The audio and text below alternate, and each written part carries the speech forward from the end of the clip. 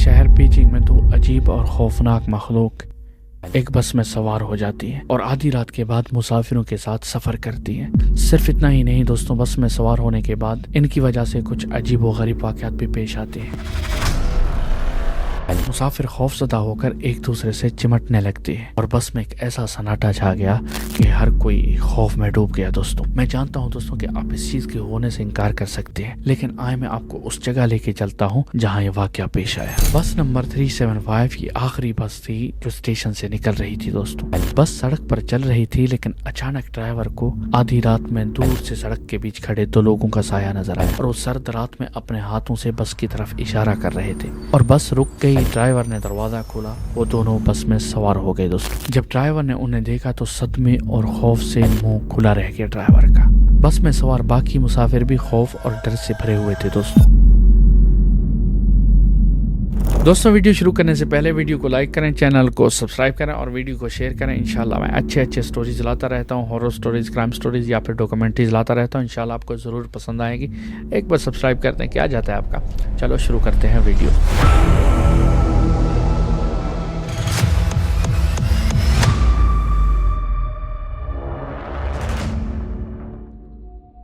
नवंबर 1995 में बीजिंग के शहर निंगयुआन स्टेशन से एक बस निकलती है और ये बस उस दिन स्टेशन से जाने वाली आखिरी बस थी। दोस्तों एक नॉर्मल रूटीन के मुताबिक उस बस को मुसाफिरों को छोड़कर वापस स्टेशन जाना था और दूसरे दिन सुबह फिर दोबारा ड्यूटी शुरू करनी थी। दोस्तों उस दिन रात के 12 बजे के बाद मौसम बहुत ठंडा हो गया था दोस्तों और हल्की हवा चल रही थी। हमेशा की तरह दोस्तों जैसे हम सब जानते हैं कि एक असिस्टेंट होती है बस में, तो आमतौर पर एक लड़की होती है। उसका काम है बस के अंदर निगरानी करना और टिकट तकसीम करना और मुसाफिरों का ख्याल रखना। जब बस चलने लगी दोस्तों तो एक स्टेशन पर जाकर रुक गई और वहां से एक नौजवान सवार हुआ। दोस्तों फिर उसके साथ साथ दो अफराद भी बस में चढ़ गए। दोस्तों उनमें से एक अकेला नौजवान लड़का था दोस्तों और एक शादीशुदा कपल थी। दोस्तों फिर उसके बाद दोस्तों बस ने अपना सफर जारी रखा और एक खास फासला तय करने के बाद एक और स्टेशन पर रुकी। दोस्तों दरवाजा खुला और एक बूढ़ी औरत बस में दाखिल हो गई। दोस्तों वो मुसाफिरों के दरमियान से गुजरती हुई आखिरी से पहले सीट पर जाकर बैठी,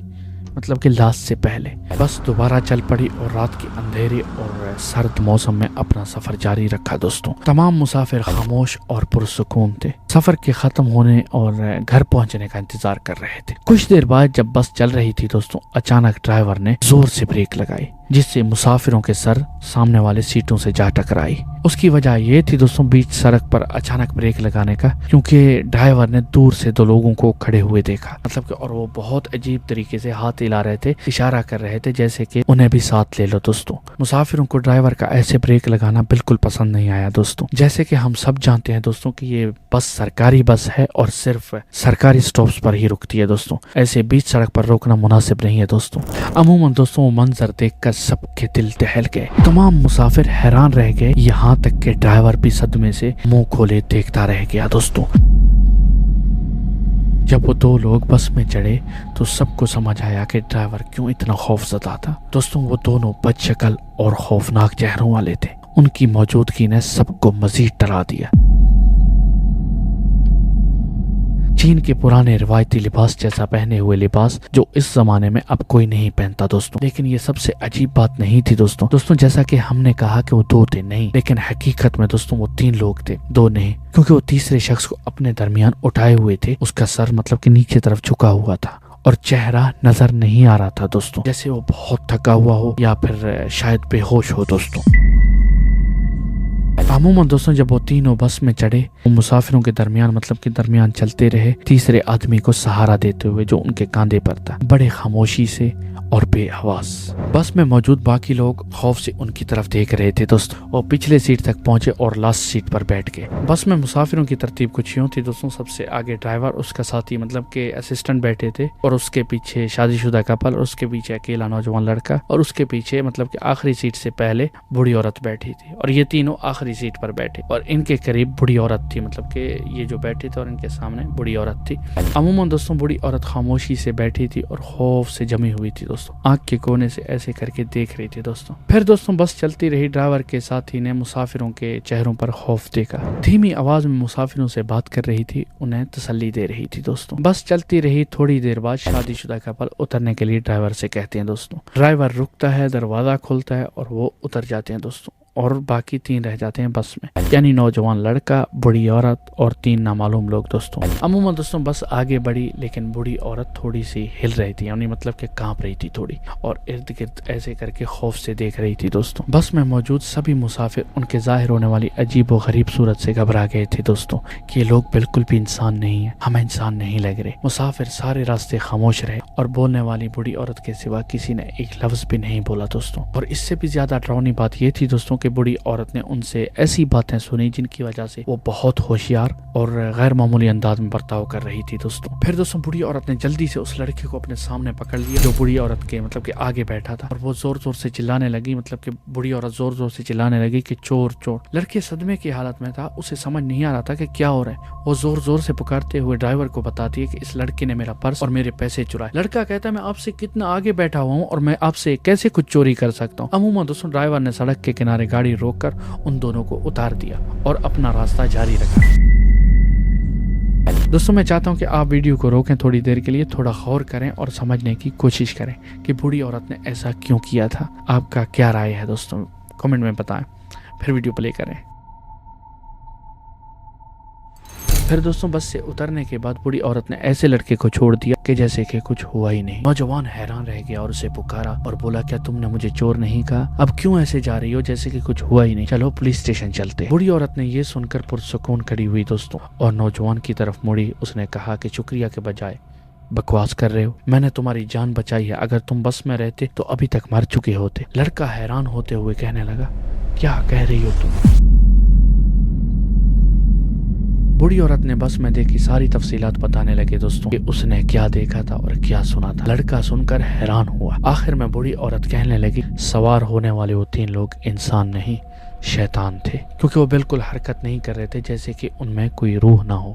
اگر غور سے دیکھتے تو ان کا لمبا لباس ان کی ٹانگوں کو مکمل ڈھانپے ہوئے تھے، کچھ بھی نظر نہیں آ رہا تھا کیونکہ انہیں پہچاننے کا واحد طریقہ ان کی ٹانگوں سے تھا۔ لڑکا حیران ہو کر بولا یہ آپ کو کیسے پتا چلا؟ بوڑھی عورت نے کہا جب وہ بیٹھے تو میں نے ان کے پاؤں دیکھے اور یہ کہ ان کے درمیان کا شخص جس کو کاندھے پر اٹھا کر لے کے آئے تھے وہی صرف انسان تھا، وہ باقی دونوں نہیں۔ لڑکے نے یہ سن کر کہا یقیناً یہ بڑی عورت بکواس کر رہی ہے، ہوش میں نہیں ہے۔ اس نے اس وقت چھوڑ دیا وہ سب باتوں کو اگنور کر کے اور اپنے راستے چلا گیا دوست۔ لیکن کہانی یہاں ختم نہیں ہوئی دوست، اور آگے جو ہوا وہ بالکل ناقابل یقین تھا۔